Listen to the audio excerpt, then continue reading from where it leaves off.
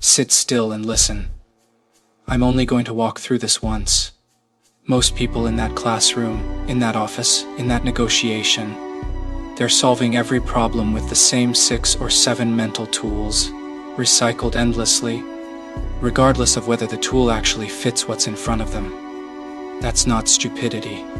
It's just inefficiency, and inefficiency is the easiest weakness to exploit. They aren't outmaneuvered because I'm smarter. I'm not in the way they imagine. I simply carry more tools, and I know precisely which one a given situation actually requires. That's the entire gap between someone who consistently wins and someone who consistently loses in ways they can never quite explain. For the next several minutes, I'm handing you 7 of those tools directly. Not encouragement, not a speech designed to make you feel capable. Actual instruments, the same ones I use before I ever open my mouth in a room that matters. Stay until the end. Leave early, and you'll only walk away with half a toolkit, which in practice is often worse than none at all. Most people ask the same question when they want to succeed: how do I win this? It feels productive. It rarely is, because success has an almost infinite number of possible paths, and most of them lead nowhere useful. I ask the opposite question: what would guarantee failure here? And how do I systematically remove every one of those conditions first? Failure has far fewer paths than success. Once you're actually looking for them directly, they're almost always obvious. Apply this to whatever's currently stalling you. Don't ask how to build trust with someone. Ask what destroys trust reliably: inconsistency, broken small promises, visible self-interest, and eliminate those first. Don't ask how to win a negotiation. Ask what loses one revealing your limit too early, reacting instead of pausing, needing the deal more than the other side does. Remove the guaranteed failure conditions, and what remains is usually a far narrower, far more manageable path toward the outcome you actually wanted. This is why I rarely appear to be chasing anything. I'm simply not walking into the conditions that would guarantee I lose. Stop asking how to win. Start mapping what losing looks like, and walk in the other direction. Almost everyone around me reasons by comparison. This situation resembles that one, so I'll repeat what worked before. It's fast. It's also frequently wrong, the instant the current situation differs from the reference point in any meaningful way. And it almost always does. I don't inherit conclusions. I break a problem down to whatever's actually verifiably true beneath it, and I rebuild the reasoning from there, ignoring whatever everyone else has simply agreed to accept without examining it. Most people are operating on inherited assumptions they've never once tested, mistaking familiarity for verified fact. Try this on something you've never questioned. Why do you believe the path you're currently on is the only realistic option available to you? Trace it back to its actual origin. Is it something you verified, or is it something you absorbed because nobody around you ever challenged it out loud? Most walls people treat as permanent were never load-bearing. They were simply never tested. Untrained minds stop at the first consequence of a decision. I never stop there. I ask what happens after that, and then what happens after the thing that happens after that. A move that looks good on its immediate surface frequently produces a second effect that quietly erases whatever benefit it appeared to offer. A quick win that damages a relationship you'll need later. A shortcut that creates a larger obstacle 2 steps downstream. Anyone evaluating only the first consequence is playing a shorter, weaker version of the actual game. Before I commit to anything with real stakes attached, I run the same question silently. If this works exactly as intended, what does the situation actually look like after that? And is that second outcome something I genuinely want, or only something that looked appealing in the moment I decided? Most costly mistakes were never failures of the first decision. They were failures to trace it even one step further than instinct wanted to stop.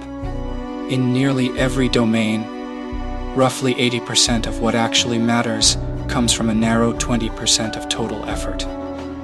The remaining 80% of effort typically produces the leftover, disproportionately expensive 20% of results. Most people never bother identifying their actual 20%. They treat every task, every relationship, every hour as equally valuable, and they exhaust themselves maintaining things that were never contributing meaningfully to anything they actually cared about. I audit this constantly, without sentiment.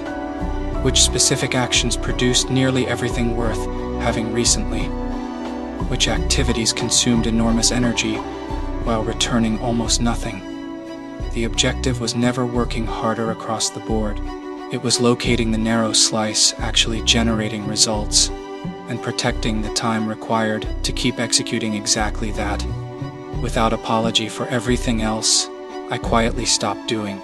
Every choice is simultaneously a rejection of everything else that same time, energy, or resource could have been spent on instead. Most people never evaluate decisions this way. They ask only whether an option is good in isolation. I ask something sharper: is this the best available use of this specific resource, measured honestly against every realistic alternative currently in front of me? A choice can be genuinely good and still be the wrong one, if something better was sitting there entirely unconsidered. Before committing anything significant, time, capital, attention, I name the next best alternative directly, without flattering the option I'm leaning toward. If the option I want can't outperform that alternative on its actual merits, the decision has already made itself. I simply have to be honest enough to see it. The people who consistently make sound decisions aren't the ones who know the most. They're the ones who know, with precision, exactly where their actual understanding stops, and who refuse to operate past that boundary when the stakes are real. Most expensive mistakes were never failures of intelligence. They were failures of honesty about competence. Someone mistaking familiarity with a subject for genuine mastery of it, and then making a high-stakes call from inside that confusion. I ask myself directly, every time something significant is on the table, am I actually qualified to judge this, or am I borrowing confidence from an unrelated skill that happens to feel similar? When the honest answer places me outside my own boundary, I don't guess. I either find someone whose judgment genuinely covers that terrain, or I deliberately expand my own understanding before the stakes rise any further. When multiple explanations fit the same set of facts, the simplest one that accounts for everything is usually correct. Not because complexity is impossible, but because every additional assumption and explanation requires is another point where it can fail. Most people are drawn instinctively toward the more elaborate explanation, because complexity feels more sophisticated, more worthy of the attention they're already investing in it. Sophistication and accuracy were never the same thing, and chasing the more intricate theory usually means chasing the less likely one. I apply this whenever I'm tempted to overanalyze someone's behavior, a result, or an unexpected outcome. Before reaching for the elaborate explanation, I ask what the simplest one actually is, and whether I've genuinely ruled it out, or simply found it too plain to be interesting. None of these tools were built to operate alone, and using them in isolation is precisely where most people stall out after learning them. The real advantage comes from running several of them against the same decision, in sequence, before committing to anything. Take a real example: deciding whether to accept a new position, a new alliance, a new arrangement of any kind. I start with opportunity cost. What am I actually giving up by choosing this, compared against every realistic alternative currently available to me? Then inversion: what specific conditions would turn this into a disaster within a year? And are any of those conditions already visible right now? Then second order thinking: If this succeeds exactly as intended, what does the situation genuinely look like 18 months later? And do I actually want that specific outcome, or only the version of it I'm currently imagining? Then I check my own boundary. Am I actually equipped to evaluate this terrain, or am I relying on surface familiarity that only resembles real understanding? And finally, Occam's razor, applied to whatever hesitation I'm feeling.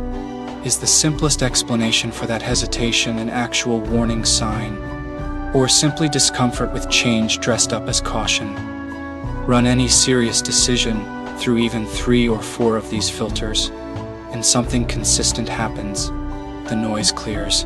What remains is a decision built from structure, not instinct. And instinct, left unchecked, is exactly the mechanism most people lose to. Here's the part that should actually concern you. None of these 7 tools are secret. They've existed under different names, across strategy, philosophy, and competitive thinking for longer than either of us has been alive. The scarcity was never the information. The scarcity is application, specifically under pressure. Everyone nods along hearing something like this. Almost nobody actually pauses mid-decision, under genuine stress, and consciously reaches for one of these tools, instead of defaulting to whatever instinct fires first. The distance between someone who becomes genuinely difficult to outmaneuver and someone who stays exactly where they started was never access to better information. It was the discipline to reach for the tool at the exact moment reaching for it feels the least convenient. I don't win rooms because I know something nobody else could theoretically learn. I win them because, at the moment it actually matters, I'm the only one in the room still running a framework instead of a reflex. You now carry 7 instruments that most people around you will never deliberately use across an entire lifetime. Not because they were hidden from anyone, but because using them correctly requires slowing down at the exact moment. Everything in you wants to move fast. Inversion, to remove the guaranteed failure conditions before chasing an uncertain success. First principles, to stop inheriting conclusions you've never personally verified. Second order thinking, to see past the first consequence to the one that actually determines the outcome. The 80-20 principle, to stop distributing equal effort across unequal returns.